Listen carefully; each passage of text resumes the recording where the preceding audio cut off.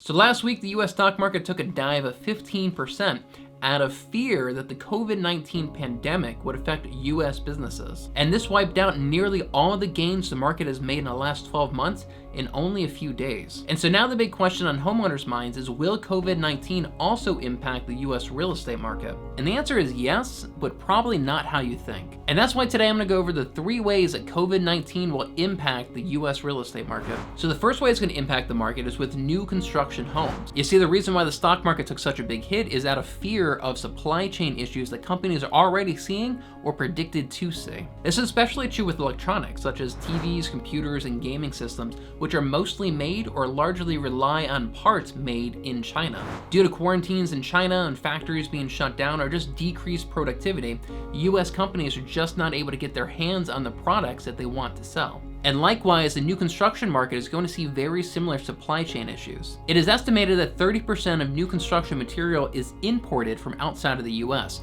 largely from China. And these are things like flooring, lights, appliances. Without access to the necessary material, many builders are going to see significant delays in the construction time, or they may have to find alternative suppliers, which could increase the ultimate sales price. Now, although this may be really bad for builders, this may not be all that bad for homeowners who are thinking about selling. As fewer buyers are willing to put up with longer build times or increased prices, many of them are instead going to turn to resale homes. So if you're a builder, you're probably watching this COVID-19 very closely, and you may even be scrambling right now to find new suppliers for your material. If you're a homeowner thinking about selling, this actually may not be a bad time to sell. So the second way this could impact the real estate market is through interest rates. So typically when we see a correction or a dip in the market, the main tool the US uses to re-stimulate the markets is it has the Federal Reserve lower interest rates. This makes money cheaper and more available to businesses, which often leads to an increase in GDP. And this will also further lower mortgage interest rates, which will make it easier for buyers to purchase a home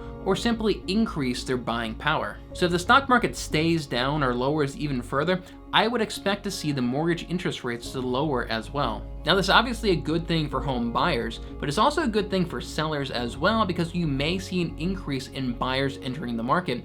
And the buyers that are already in the market, they can now afford a more expensive house. Now, the last way it could impact the market is that both buyers and sellers could simply decide not to do anything out of fear. You see, in the real estate market, you can divide buyers and sellers up into 2 categories. You have motivated and unmotivated. A motivated seller, for example, will be somebody who got a job transfer and they have to sell their home. An unmotivated seller will be somebody who's in no real rush and they're gonna move whenever it's most convenient for them. Now, the truth is, whenever there's uncertainty in the markets or about politics, or there's some major event that occurs, it's not uncommon to see unmotivated buyers and sellers decide to just wait and see what happens. And if this virus continues to spread, there very well may be sellers who just decide, I don't want strangers walking through my home.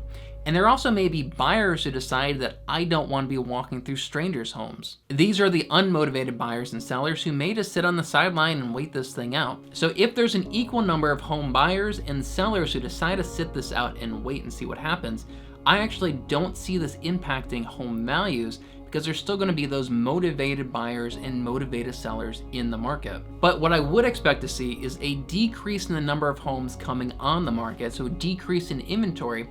And because there's fewer buyers in the market, I expect to see an increase in the days on market, so how long it actually takes to sell a home. Hey, if you want to learn 10 hacks to pay your mortgage off early, check out this video I did right here.